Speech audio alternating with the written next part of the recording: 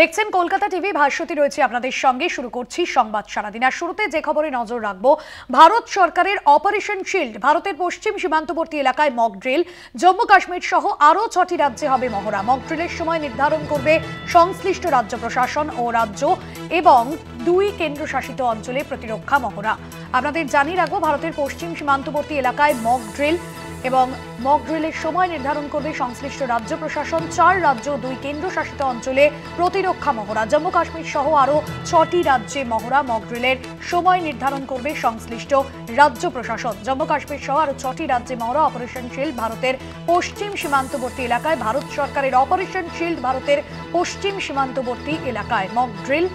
জম্মু কাশ্মীর সহ আরও 6টি রাজ্যে এই মহড়া হবে বলে জানা যাচ্ছে।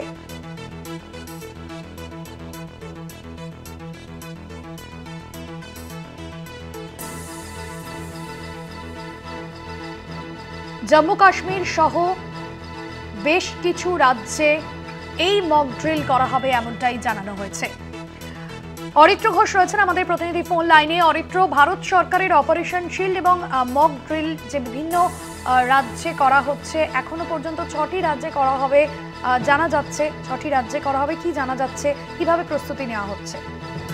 দেখো, স্বরাষ্ট্র মন্ত্রকের তরফ থেকে নির্দেশিকায় স্পষ্টত জানিয়ে হয়েছে 4টি রাজ্য এবং 2টি ইউনিয়ন টেরিটরি অর্থাৎ কেন্দ্রীয় শাসিত অঞ্চলে অপারেশন শিল্ডের অধীনে এই মক ড্রিল হবে।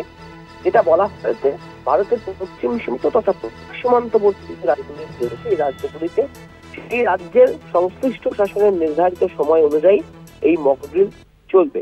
যুদ্ধকালীন পরিস্থিতিতে যে কোনো সময় ড্রোন হামলা বা বিমান হামলা হলে কিভাবে সাধারণ মানুষকে নিরাপদে রাখা যাচ্ছে, সেই বিষয়গুলি নিয়ে সাধারণ মানুষকে কার্যত অবগত করা হবে, এমনটাই কিন্তু নির্দেশিকা দেওয়া হয়েছে স্বরাষ্ট্র মন্ত্রকের তরফে। পাঞ্জাব, হরিয়ানা, জম্মু কাশ্মীর সহ একাধিক রাজ্য রয়েছে, যে রাজ্যগুলি মূলত পাক সীমান্তবর্তী এলাকায় অবস্থিত। এই রাজ্যগুলিতে এই মক ড্রিল অনুশীলন করা হবে, এমনটাই খবর স্বরাষ্ট্র মন্ত্রক সূত্রে। ধন্যবাদ জানাবো অরিত্র। অরিত্র ঘোষ ছিলেন আমাদের প্রতিনিধি ফোন লাইনে।